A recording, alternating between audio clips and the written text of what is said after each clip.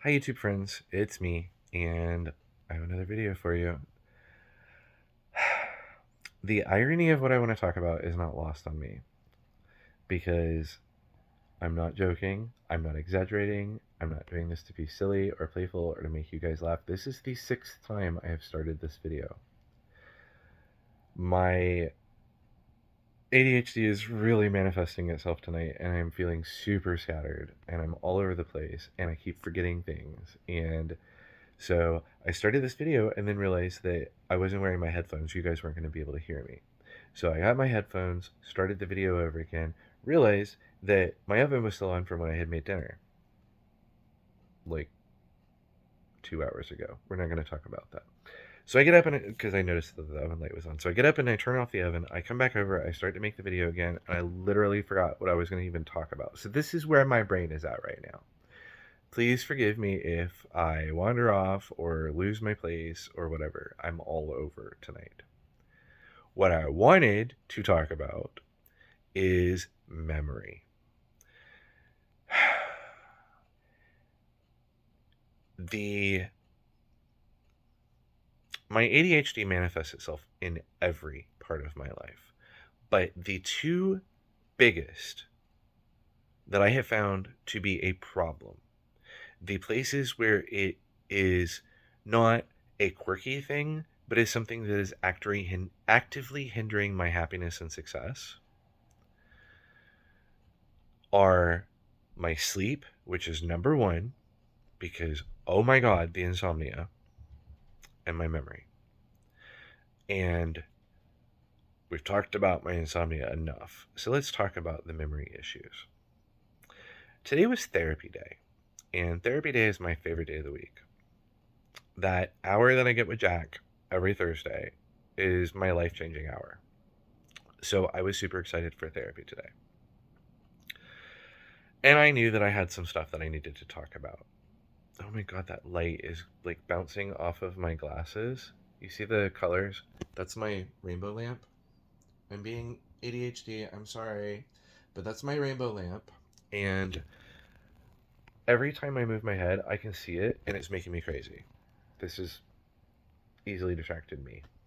I told you I'm all over the place tonight. Memory. So I knew I was going to have to talk about the emotional arc that I'm on right now, this journey of self discovery, of joy and sorrow, of filming myself at 11:45 at night on a work night because I still can't sleep. Definitely not going to be going to sleep anytime soon. I'm too wired. And then bawling into a blubbering mess on camera for you guys. And now I've completely lost what I was saying. Memory. Oh my god. Oh my god. It is so frustrating. I can't even tell you guys. It is so frustrating. Emotional journey, blah, blah, blah. I knew I was going to have to talk about some stuff that was going to be painful. And we did. It was a good session. And toward the end of the session, right about the 52-minute mark of our hour, usually about the time when my therapist Jack is telling me, okay, well, just to be mindful of the time, it is now 5 minutes until our session is over. He has to do that for me because otherwise I'll just run him over and he'll be late for his next patient. I've lost it again.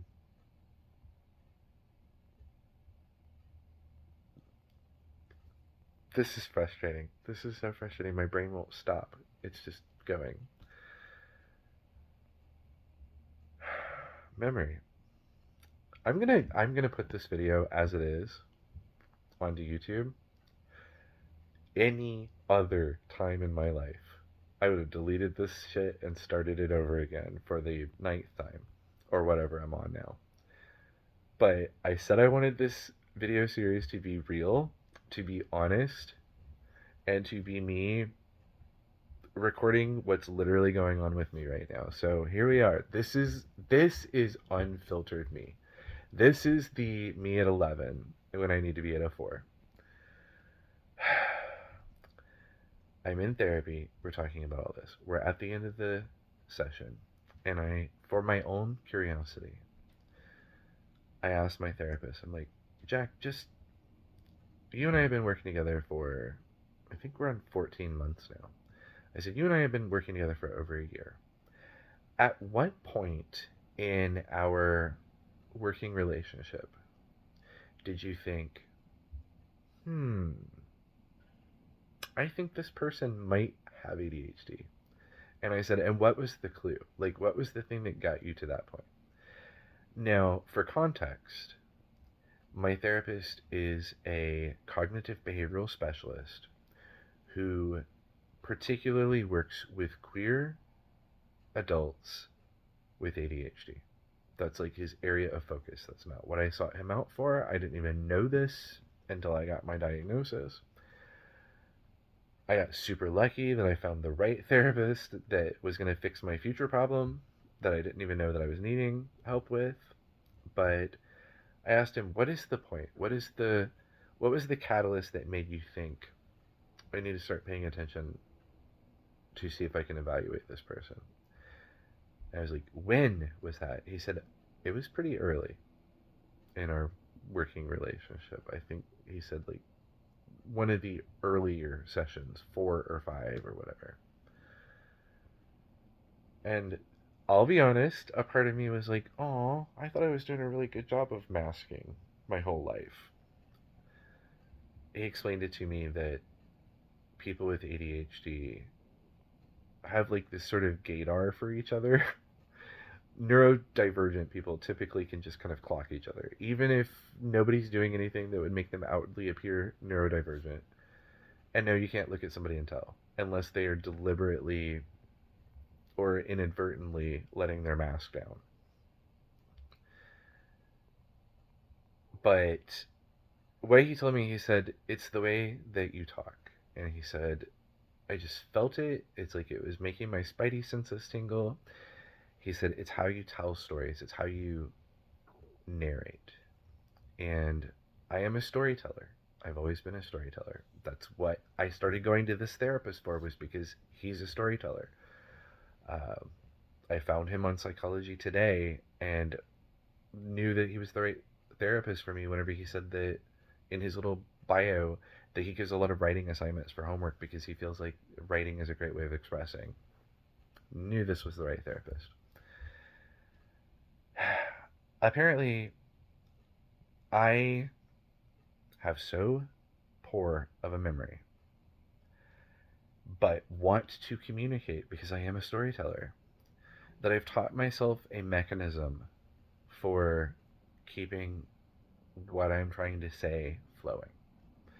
And if you look at pretty much any video that I've ever posted on this channel, this one probably especially included because I'm really tweaking out tonight, then you will see what he's talking about if you know what to look for.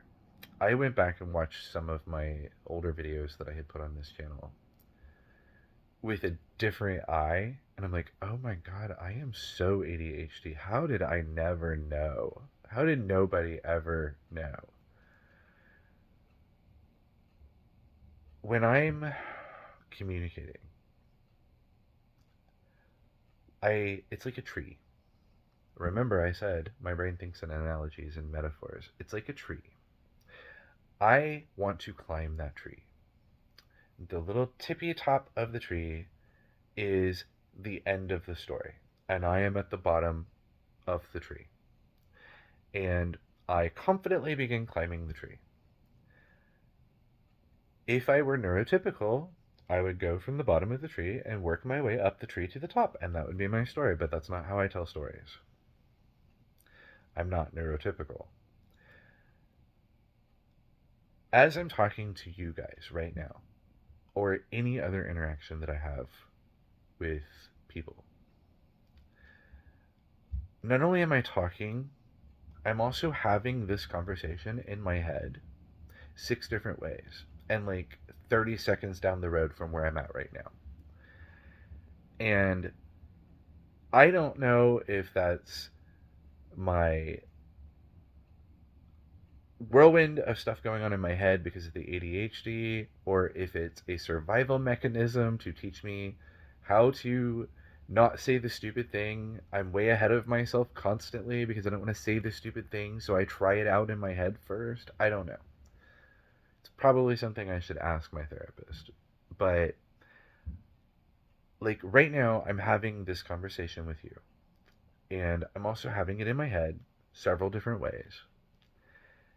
And occasionally, one of those different conversations that I'm having in my head that I've not yet gotten to the point out loud will come up with a really good point. And I get excited about that point. And I'm like, that's a good idea. I should say that. Sidebar, it's super frustrating when that happens in two different conversations. If two of them have a really cool point, then I know for certain, 100% certain, one of those will come out. And the other one will die in the ether of my brain because I can't hold two thoughts at the same time. Back to the main point. This conversation is a perfect example of what I'm telling you right now. When I'm telling a story and I have this idea, I follow that idea and it comes out in what I'm saying. And so what happens is I'm climbing up the tree and then there's a particularly enticing pine cone on this branch. So out I go onto the branch. It's still relevant, it's still part of the tree, and that's great. Except the further away from the trunk I go, the more I realize that I'm never going to get to the top of the tree. And so what I do then is I will look for in one of those 5 or 6 conversations that I'm having in my head at the same time. I will look for a point that can connect me from where I'm at back to the main trunk of the tree. And once I find that, then I make that point. And now I'm back at the main trunk of the tree.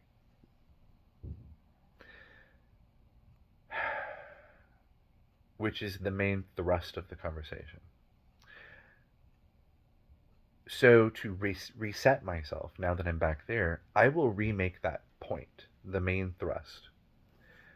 But because I know that repeating myself is something that I'm really guilty of doing a lot, mostly because I can't remember half the time if the thing that I just thought to say is something that happened in one of those conversations or if I already said it. I can't tell the difference sometimes. This is the chaos that is my head. Again, how did I miss that I was not neurotypical? I didn't know neurotypical people didn't have all this going on. Anyway, so I'm back at the main trunk. I'm making this point, but I'm rephrasing it. I'm saying it in a different way. I'm using a different analogy. I'm giving a different example or whatever because I don't want to repeat myself and I don't know if I am, so I have to change it just in case I already said that. And I know that I said the main point already. And now I go back up the tree and I'm starting to make progress up the tree, except then another thought and I'm now out on a branch and then back to the main trunk and I make the point again and then I go up another couple of branches and then I'm out on a branch and then I'm back to the main trunk. And so my storytelling has this almost like yo-yo feel to it, right? Like it's almost like thematic whiplash. You're just doing this the whole time you're listening to me. And I'm sure that that's probably getting on your nerves. And so much of this weird way that I tell stories, this weird way that I communicate, comes from the memory issues, the terrible not working memory. It's to help me stay on focus so that I don't wander out onto a really long branch and then fall off the tree entirely. It's to help me reset because all these different conversations many times will go in 6 different, completely different directions, and now none of them is at the main point anymore. And so I have to reset my brain. And that is so frustrating. It is so frustrating because when I'm writing, I don't do that. It's only when I'm speaking verbally. When I'm writing, it's almost like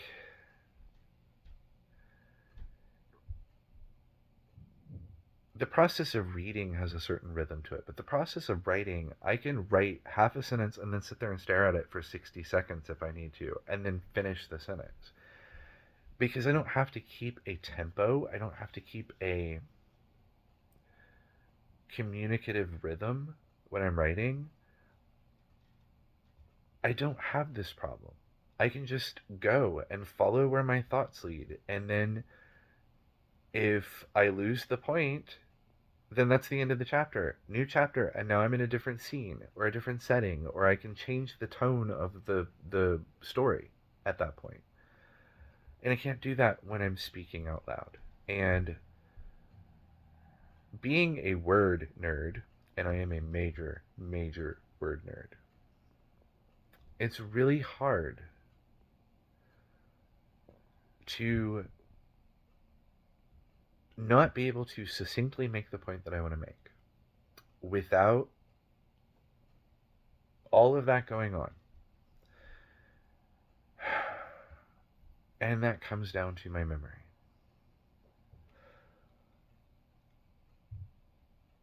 Here's a weird fact about people with ADHD that I didn't know until I started immersing myself in ADHD TikTok. Apparently, many of us have trouble remembering much about our childhoods.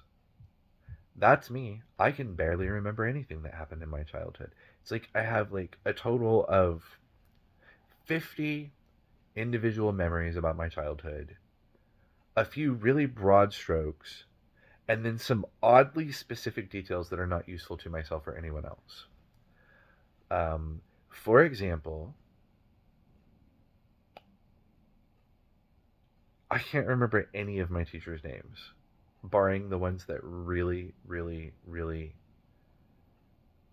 made me feel seen and heard, which oddly were usually my English teachers because that was the subject that I was passionate about. And for whatever reason, I connected with those teachers like I didn't do with any of the others.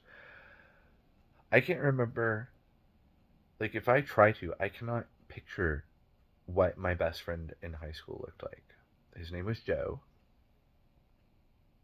I remember he was my first, like, boy crush.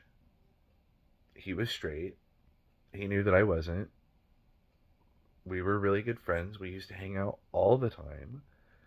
You know, I'd stay over at his house and hang out with his family, and I got really close with his family. And but I can't remember what he looked like. I can't remember anything about what he looked like. But I can almost verbatim repeat a lesson that I got from my gifted studies teacher in like the fourth grade. I can almost repeat the entire like 40-minute long lecture that we got. Almost verbatim. I literally have huge, long stretches of time from my childhood where I can remember literally nothing. I cannot remember anything about chunks, huge blocks, months, in a couple of cases, years. I can't remember anything that happened during that period. I can remember like the broad strokes, but I can't remember anything specific, no detail whatsoever. But conversely, I can tell you the exact pattern of pretty much any wallpaper I've ever seen in my life. That's never going to be helpful, not even if I end up on Jeopardy. But for whatever reason, that's what my brain wants to hang on to. I can tell you, I could draw you a picture of the wallpaper that my former mother-in-law had in her upstairs bathroom at her old house years and years and years ago. I could literally draw you a picture of that ugly ass wallpaper. I can tell you the wallpaper that my grandmother had in her hospital room when she had part of her lung removed when I was a kid. The wallpaper. I don't even like wallpaper. I'm not hyper fixated on wallpaper. Wallpaper does nothing for me, but I can remember those patterns. And that's so frustrating. It is so frustrating. It makes things so hard. And it's not just past memory. It's like 5 minutes ago memory. I can't remember most days what I had for lunch or if I had lunch. I can't remember most days what I spoke with a client about the day before. Part of my job, I work at a tax firm, and part of my job is I facilitate communications between our accountants and our clients. We are in tax season right now. In the United States, April the 15th is tax season, or is tax day. That's the deadline to file your taxes. Unfortunately, that's not a great place to work when you have ADHD, because accounting is exactly as interesting as you think it is. But I digress. I love my job and I love the people that I work with. I just don't like the work itself, but that's my ADHD brain. But I cannot remember conversations through email that I've had with clients. I will ask them a series of questions. Hey, the accountant working on your tax return had a few questions about your home equity line of credit. Did you use it to make any material repairs or upgrades to your home? Blah, blah, blah. We're also missing this 1099 from Ally Bank. And we had a question about your college tuition. And the clients will often email me back that same day with whatever missing documents or whatever questions that I may have asked them. And I will be reading the email and thinking, who the fuck is this? And why are they telling me about their HELOC? And I know why. I'm sure I asked them a question, but I have to go back and figure out, who is this client? What is the question that I asked them that they're answering? And which accountant am I giving it to? Now, I know you don't care about accounting, but we work on a buddy system for the administrative team and the accountants in our office. I have 2 accountants that I am buddies with, so I do all of their communicating with their clients. 2, just 2. And one is an accountant and one is a CPA, and one is female and one is male, and one is Caucasian and one is Asian. They are very different individuals, and they work on very different types of clients. And at any given time, I may have 4 emails or 6 emails out there asking clients questions. I can send one of these emails and the client can respond back in 20 minutes, and I'm doing the, who is this? Oh my God, which accountant is this for? I have to go pull up a completely different system and figure out which of the 2 people that I work with I was asking the question for, because I can't get it from the context. And I've reread the conversation, and at no point did I ever mention the accountant's names. I try not to do that deliberately because I don't want people calling them and bothering them during tax season. I'd rather them ask for me. But it is so frustrating. This memory thing, this void of memory, I have lost so many hours. I've probably lost years of my total lifespan because of this memory thing that's going on. And I hate it. I hate it so much.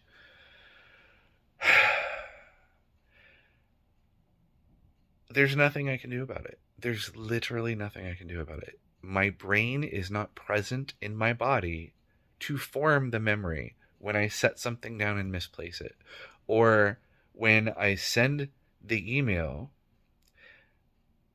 and then completely lose track of that conversation that I was having in writing. And I can communicate very well in writing, but I can't remember what I said. When I was writing my second novel, I had to reread my first one about 17 times during writing it because I would lose track of details. I hate it. I have lost time searching for things because I could not find my phone anywhere. And finally, I would call myself and my refrigerator would start ringing because for some reason I put my phone in the refrigerator. I don't know why I do that. I have lost so much time because of this memory thing. It is... I cannot express to you how annoying it is that I cannot control what I remember and what I do not. If I have to remember a number that is more than a single digit, I have to say it over and over and over and over and over in my head repeatedly for as long as it takes until I don't have to remember that number anymore. A perfect example is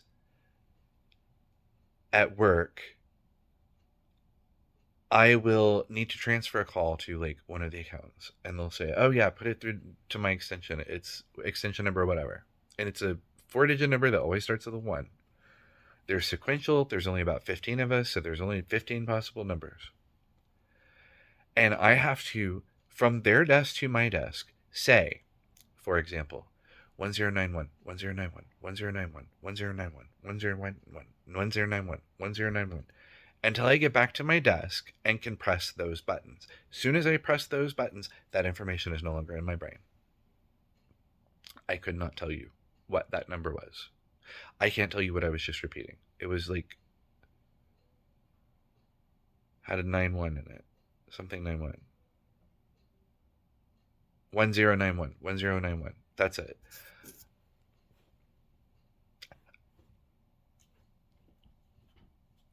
That's so mega frustrating. It makes my job hard. It makes living hard.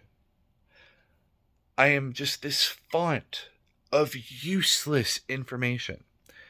If I hyper focus on something, I will absorb everything that I possibly can for as long as I'm hyper focused on that, and then I will retain that information for the rest of my natural life. If I'm not, which is 99.9% of the things in the world and 99.99999% of the things that I need to remember at work, I'm not interested in or engaged in that thing, it is so frustrating. It is so exhausting. And other people know that I have a poor memory. That does not mean that other people do not get super mad at me because I forgot something. Like it's my fault. Like I'm not trying hard enough to remember the thing. And I terrify myself with it.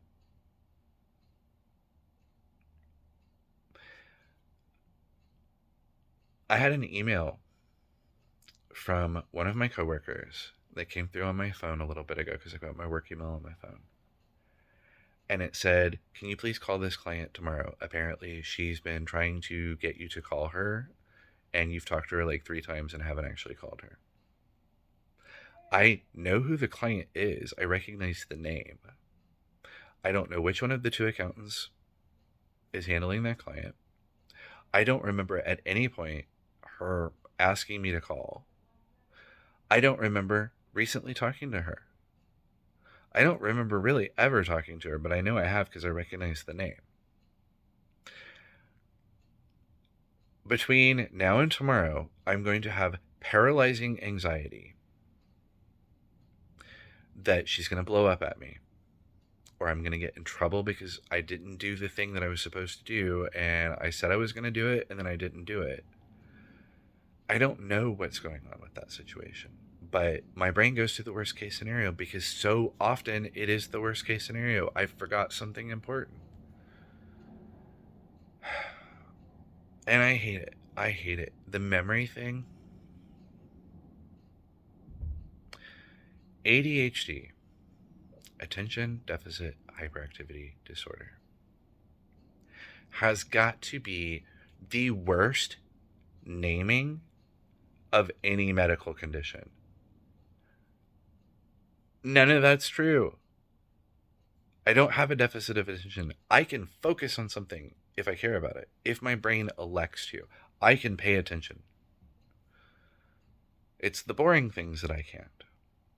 I'm not hyperactive. 99% of the time, I'm very chill. Yeah, there's a whirlwind going on in my head, and tonight I'm letting it all out. But most of the time, I'm too tired to be hyperactive. I'm always exhausted. If it wasn't called attention deficit hyperactivity disorder, if they had named it literally anything, I probably would have figured this out a lot sooner. But neurotypical doctors came up with this name because that's the behaviors that they saw in us. And just like in any given medical situation, the doctors never actually ask the fucking people that are dealing with it. They just assume that they know better about our experiences than we do. These neurotypical doctors named this attention deficit hyperactivity disorder. The only true word in all of that is disorder, because I feel very disordered. It's attention non-regulated, brain won't shut up, forget everything, can't execute basic functions for life, chronic insomnia, oversharing, hyperfixating disorder. Whatever that acronym is, that's what this should be called, because the memory and the sleep are the two most obvious expressions of my ADHD. They are the two most profoundly life affecting expressions of my ADHD. They're not in the name.